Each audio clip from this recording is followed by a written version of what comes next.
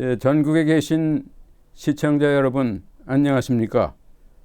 저는 한국시니어과학기술협회 회장 이충입니다. 오늘 본 협회가 주관하는 사이언스 소셜 콘서트의 강연을 청취하기 위해서 참석해 주신 데 대해서 감사의 말씀을 드립니다. 제가 오늘 말씀드린 강연의 주제는 우주로 향한 인간의 도전입니다. 말씀드릴 순서는 첫 번째, 동적인 우주와 지적 생명체입니다. 이를 설명한 다음에 인공위성에 대해서 말씀을 드리고 인공위성의 발사체인 로켓을 어떻게 만드는지 말씀을 드리고 우주 탐사에 대해서 말씀을 드리겠습니다. 동적인 우주와 지적 생명체에 대해서 말씀을 드리겠습니다. 우리는 지금으로부터 137억 년 전에 그 우주가 탄생하여 현재 우주로 진화하고 있으며 수천여 개의 별들은 질서정연하게 충돌하지 않고 잘 운행하고 있습니다. 우리가 살고 있는 지구는 태양계의 일부이며 또 이 태양계의 수만 개의 태양계 집단으로 이루어진 은하계에 속해 있습니다. 여기 보이는 것은 안드로메다 은하계의 사진입니다. 여기에는 이제 1000억 개 이상의 별이 구성이 되어 있고 우주에는 이러한 은하계가 1000조 개에 해당하는 그러한 방대한 우주를 형성하고 있습니다.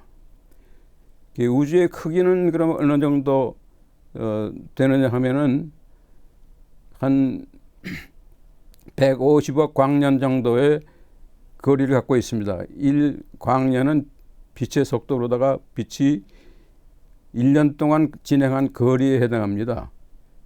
약 9.5조 킬로미터에 해당하는 그런 것을 이제 150억 광년이니까 거의 무한대의 공간을 지배하고 있는 것입니다. 그럼 우주는 모든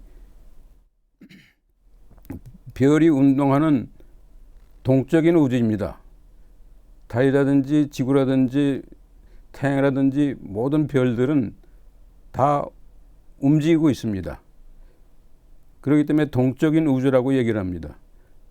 만일에 예를 들어서 달이 지구 주위를 돌고 있는데 달이 순간적으로 멈췄다고 생각하면은 그 순간에 바로 지구 중력에 의해서 달이 지구에 와서 자연낙하해서 충돌을 하게 됩니다.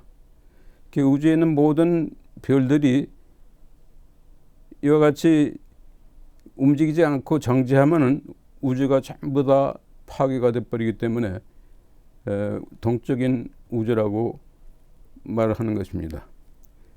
이런 별들이 움직이는 그 우주를 형성하는 원동력은 무엇이냐 하면은 바로 중력입니다.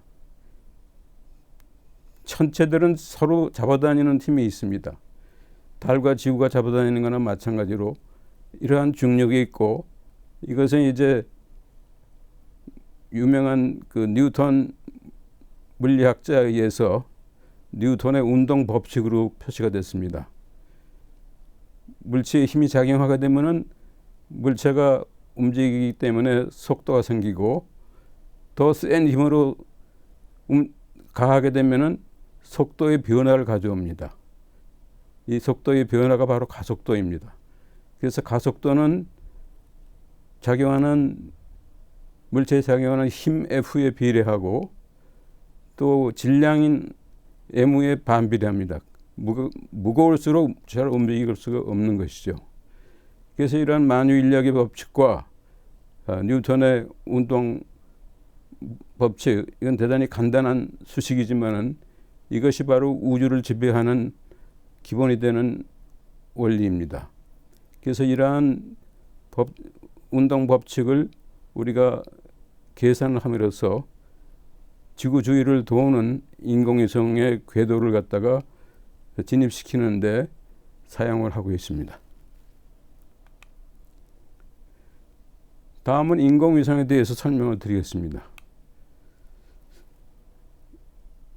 2021년 현재 지구 주위를 돌고 있는 인공위성의 수는 10,000개 이상이 되겠습니다. 인공위성은 말하자면 인공적으로 만든 위성을 지구 주위에 지구에서 로켓을 가지고 발사해서 올라가서 2단계, 3단계 로켓을 수평 방향으로 발사하게 되면은 어떤 속도 이상이 되면은 지구 주위를 도는 것이 인공위성입니다. 그래서 인공위성은 그 용도에 따라서 많이 우리가 설명을 하고 있는데, 첫 번째 것은 과학위성입니다. 과학위성은 지구와 지구 주위의 환경을 관측하고 우주 과학 실험을 할 수가 있습니다. 1957년에 최초의 과학위성이 구소련에 의해서 발사된 것이 스푸트니크 1호입니다. 여기 보시는 이 스푸트니크 1호입니다. 또 1990년에 나사 미국의 항공우주국에서는 이 허블 망원경이라는 것을 지구 궤도에 올려놓았습니다. 지상에서 관측을 하게 되면 구름이 낀 날 하늘이 잘 안 보이지만은 이제 우주 공간에 가게 되면은 아주 투명하게 잘 보이기 때문에 이 우주 망원경을 가지고서 과학 실험을 함으로써 우주가 계속해서 팽창하고 있고, 또 우주의 그 탄생이 말하자면 어떻게 해서 생겨났는지 이론을 갖다가선 뒷받침해주는 역할을 했습니다. 또 이제 구소련에서도 지금 러시아와 미국이라든지 일본, 유럽 이렇게 공동으로 건설하고 있는 것이 국제 우주 정거장입니다. 여기에서 모든 과학 실험을 하고 있습니다. 그러면 인공위성의 또 다른 종류는 군사위성이라는 것이 있습니다. 군사위성은 이제 첩보위성, 정찰, 통신, 경보, 항법 등은 이런 군사 목적에 이용하는 것이 군사위성이 되겠고, 그 다음에 이제 통신위성은 말하자면 우주의 전파 중기사라고 할 수 있습니다. 지상에서 벽천에서는 TV가 잘 안 들리는 난시청 지역이 있는데, 이러한 통신위성을 사용하게 되면은 그러한 난시청을 다 해결할 수가 있습니다. 그 다음에 항법위성이라는 것이 있습니다. 이 항법위성은 위치의 정보를 담은 그런 전파를 발사해서 그것을 선박이라든지 항공기라든지 자동차라든지 사람의 위치라든지를 알려주는 그런 위성입니다. 그래서 GPS라고 그래가지고 우리가 자동차 운전하면서 내비게이션이라는 걸 쓰는데, 이것이 바로 항법 위성을 통해 가지고 하는 것입니다.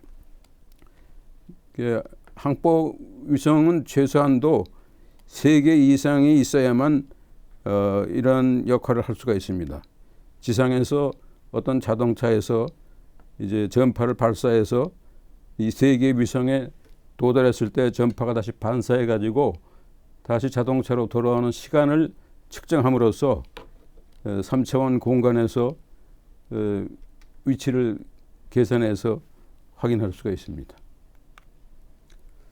우리나라의 인공위성의 개발 현황을 갖다가 말씀을 드리면은 1992년부터 이 우리별 1호, 2호, 3호를 개발했고, 또 과학기술 1호, 2호, 3호를 갖다가서 개발을 했고, 2013년에는 이제 나로호를 과학위성을 갖다가 발사를 했습니다. 그래서 이 과학위성은 카이스트에 있는 인공위성센터에서 제작을 했습니다. 우리나라의 인공위성의 기술 수준은 세계적인 수준이라고 말씀드릴 수 있습니다. 그러면은 인공위성을 궤도에 진입하는 원리가 무엇이냐? 이것을 그림을 보면서 설명을 드리겠습니다. 이렇게 지구 위에 아주 팔의 힘이 굉장히 센 사람이 커다란 돌 갖다가선 이렇게 던졌다. 그러면은 이 돌이 수평 방향으로 가다가 지구 중력에 의해서 포물선을 그리면서 땅에 떨어집니다.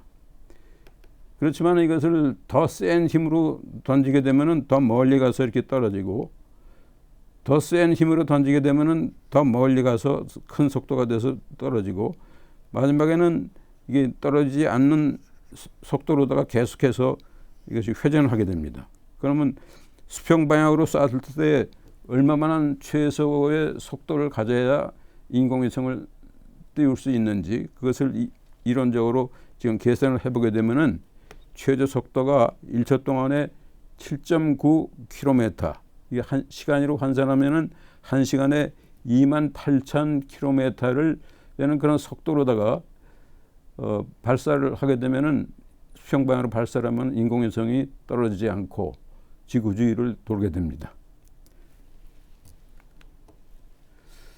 세 번째는 인공위성의 발사체인 로켓에 대해서 설명을 드리겠습니다. 로켓에는 지금 고체 로켓이 있고, 고체 연료를 사용하는 로켓이 있고, 액체 로켓, 이건 액체 추진제를 사용하고 유도와 제어가 용이하고 추력 조절이 용이합니다. 그래서 지금 이러한 로켓들은 한 번 1단계, 2단계 로켓으로 사용하게 되면은 그것이 이제 지상으로 낙하해서 떨어져서 못 쓰게 되는데, 그것을 재활용해서 쓸 수 있는 로켓을 개발한 것이 바로 우주 왕복선입니다. 이건 이제 다시 지구에 회수해 가지고 다음 또 발사할 때 사용할 수가 있습니다. 그래서 우주 발사체 역사에 대해서 간단히 설명을 드리겠습니다. 1957년에 구소련에서 이제 세계 최초로다가 R7 이런 로켓이라는 것을 개발을 해서 발사를 했는데, 1단계, 2단계, 3단계 로켓이 있고 끝에는 이제 인공위성이 탑재되어 있습니다. 이게 발사하는 장면이고, 그 다음 해 1958년에 미국에서 또 주피터-C 로켓이라는 것을 갖다가 발사하는 데 성공을 했습니다. 또 1977년에는 미국의 우주왕복선 엔터프라이즈 호를 갖다가서 이제 발사하는 장면이고, 구소련에서 88년에 또 불안이라는 것을 개발했습니다. 우리나라의 발사체 역사를 말씀드리면은 1988년부터 시작을 해가지고서 93년에 가서 1단계 고체 추진제 과학 로켓을 발사했고, 1999년에 2단형 중형 과학 로켓을 발사하는 데 성공했습니다.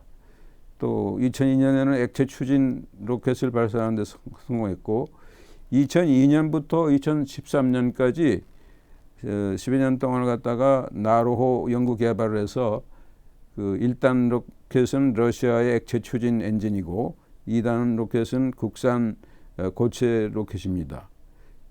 근데 불행히도 1차, 2차 발사에 전부 페어링이 분리가 안 되기 때문에 실패를 했습니다. 그렇지만 실패했다고 실망할 것은 하나도 없고,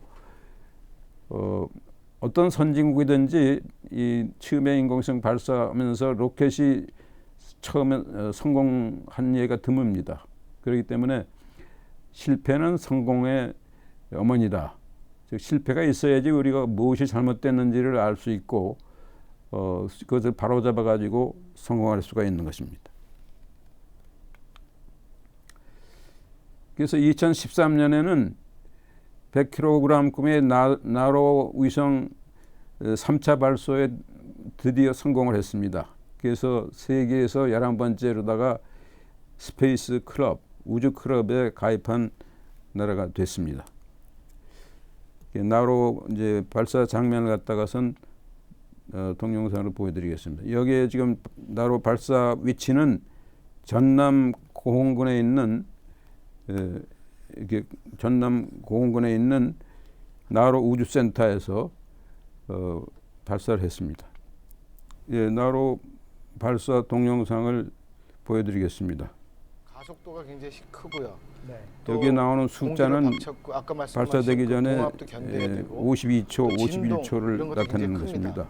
그런 것도 자, 다 견딜 것이다. 그래서 이제 그것이 1초가 약 됐을 때 이제 45초 바로 후에는 0초가 되면은 발사가 아, 시작이 됩니다. 나로호가 이곳 나로 우주센터를 지금 떠나서 40초, 우주로 향해 날아오를 것으로 예상이 됩니다. 36초 숨죽이고 남았습니다. 지켜보고 있는 많은 34초, 과학자들 그리고 또 전 국민들도 31초. 방송을 보시면서 이 순간을 고대하고 또 기다렸을 겁니다. 25초, 오늘만큼은 반드시 성공하지 않을까 이런 기대들을 하고 있습니다. 자, 발사 16초, 순간 지켜보도록 하겠습니다.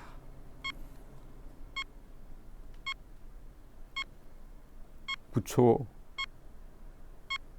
7초, 6초, 5초, 4초, 3초, 2초, 이제 발사입니다.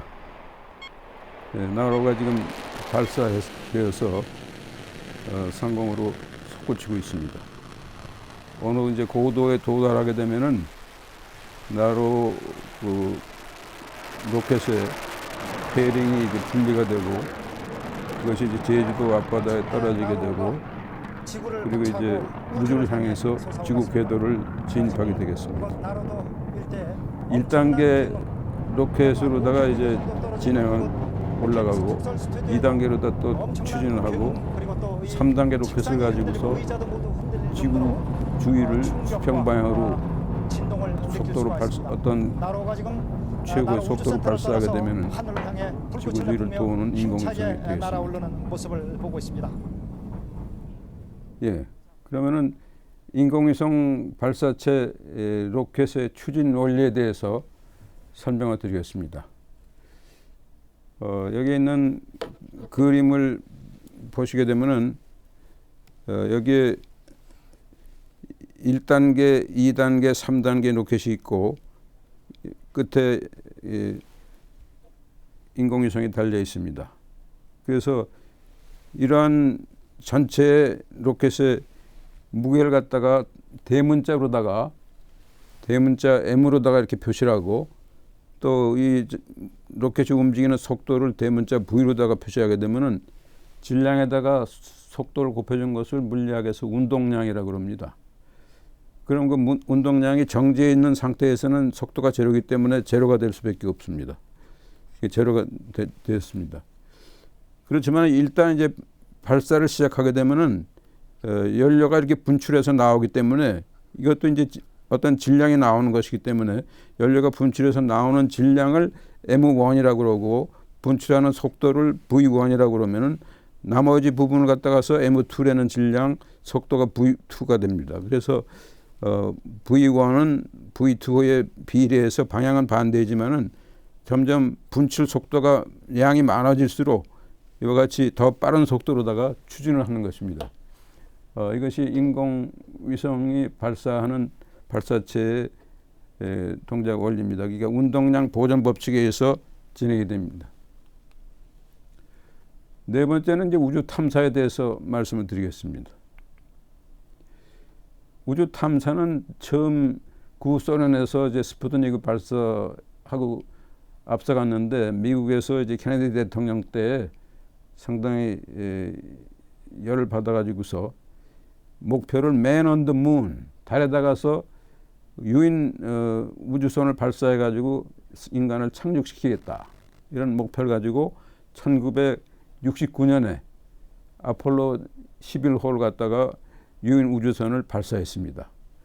그래서 세턴 로켓을 가지고서 케네디 우주센터에서 발사를 해서 하는 장면이 여기 지금 나와 있는 이 장면이 그 장면이고, 그럼 여기에 우주선에 탑승한 사람은 세 사람의 우주인인데 첫 번째 우주인인 닐 암스트롱하고 그 다음에 콜린스, 그 다음에 올드린, 이 세 사람이 우주인입니다. 이 밑에 사진은 이 닐 암스트롱이 달 표면에다가 미국 국기를 갖다가선 이렇게 꽂고 있는 장면입니다. 그러면 인공위성 발사체인 로켓 중에서 나사에서 이제 우주 왕복선을 갖다가선 1971년부터 40년 동안 운영을 했습니다. 챌린저 우주왕복선, 또 디스커버리 우주왕복선, 또 애틀랜티스 우주왕복선, 이런 우주왕복선을 40년 회수해서 사용하다 보니까 너무 노후가 돼서 이것을 이제 사용을 중지하고 스미소니안 박물관에다가 보관을 하고 있습니다. 그럼 우주 탐사를 우리가 왜 하느냐? 태양 주위에는 현재 수성, 금성, 지구가 세 번째, 화성, 목성, 토성, 천왕성, 해왕성, 명왕성, 이런 8개의 지금 행성이 돌고 있는데, 현재까지 모든 행성에 우주선을 다 보내가지고서 그 행성 표면의 사진을 다 찍어서 우리가 보관하고 있습니다. 그 중에서도 지금 이 화성은 지구에 제일 가깝기 때문에 화성에 10번 이상의 우주선이 발사가 돼서 지금 운행을 하고 있습니다. 그래서 모든 행성에 이렇게 우주선을 보내가지고 한 번 우주선을 보내려면 얼마나 많은 막대한 예산이 필요하죠. 이걸 무엇 때문에 하는 것이냐? 이것은 바로 인간이 지금 살고 있는 지구가 수조 개의 별 가운데서 오직 지구라는 그 별 위에 지적 생명체로서 우리가 존재하고 있기 때문입니다. 혹시라도 지구 이외에 외계인이 존재하지 않을까, 외계의 생명체가 있지 않을까, 이런 호기심을 가지고 우리가 계속해서 우주 탐사를 하고 있습니다. 시간 관계로 모든 행성에 대한 것을 보여드릴 수는 없고 화성에 대한 것만을 설명을 드리겠습니다. 여기 위에 있는 사진은 화성의 지금 탐사선 큐리오시티가 지금 착륙해서 활동하는 장면이고, 또 밑에 있는 사진은 2006년에 명왕성 탐사를 갖다 한 선 뉴 호라이즌을 갖다 발사한 장면에 그 사진을 명왕성 표면 사진을 갖다 합성을 해보니까 이와 같이 하트 모양의 CO, 일산화탄소, 그러니까 드라이 아이스 얼음 표면이 있다는 것을 발견을 했습니다. 그럼 인공위성 발사체 화성 탐사선 큐리오시티가 착륙하는 장면을 동영상으로 다 보여드리겠습니다. 화성에 이제 이 큐리오시티가 착륙하는데 우선 분리가 돼가지고서 여기에 이제 분리된 부분이 화성 지표면으로다가 떨어지게 됩니다. 이때 가속이 돼서 떨어지면은 깨지기 때문에 화성까지 도달하는데 8개월 반이 걸렸습니다. 그것을 이제 느리게 떨어지게 하려면은 떨어지는 방향으로다가 그 로켓을 분사시켜 가지고 속도를 낮추고, 그래서 어느 정도 고도가 낮아지게 되면은 낙하선이 펴져 가지고서 느린 속도로다가 내려가게 됩니다. While slowing down, the spacecraft uses its thrusters to help steer toward the landing target. We throw off weights to rebalance the spacecraft so that it's lined up for parachute deploy. After slowing to about 그래서 지금 or about 1,000 miles per hour, 낙하산이 이제 deploy the parachute. 펴지는 장면이 나왔습니다.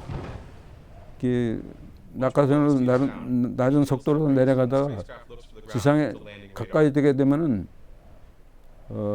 또 이렇게 로버가 나올 때에 이런 로켓 분사가 있어가지고서 느린 속도로 내려가서 지상에서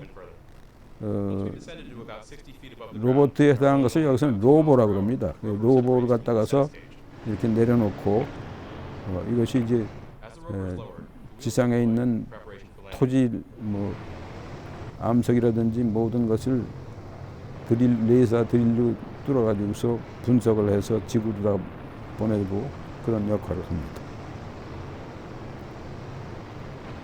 자, 그러면 요 과정만 보여드리고 다음 동영상으로 넘어가겠습니다.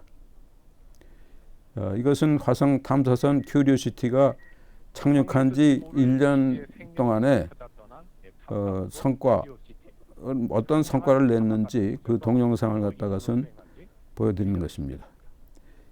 이 화성 탐사에서 이제 이 로버가 화성 우위를 갖다가선 돌아다니면서 모든 암석이라든지 환경을 분석을 해서 그것을 지상으로다가 송신을 해주고, 그래서 화성에 혹시라도 모르는 생명체가 존재했다는 흔적을, 물의 흔적을 갖다가 찾고 한 것이 나오고 있습니다. 이것은 지금 미국 나사의 이 직원들이 착륙하는 모습을 보고서 환호성을 지르는 것입니다. 큐리오시티가 지금 이제 지상의 구멍을 뚫어 가지고서 암석을 채취하고 하는 장면입니다.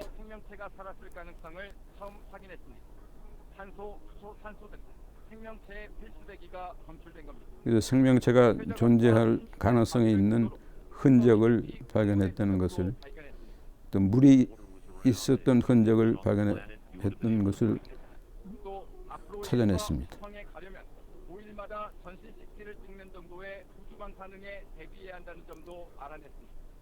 또 화성에는 많은 그 방사선이 있어가지고 우주 방사선을 갖다가서 몸에 맞게 되면 위험하기 때문에 방호복을 입고서 화성에 가야 된다 하는 것도 알아냈습니다.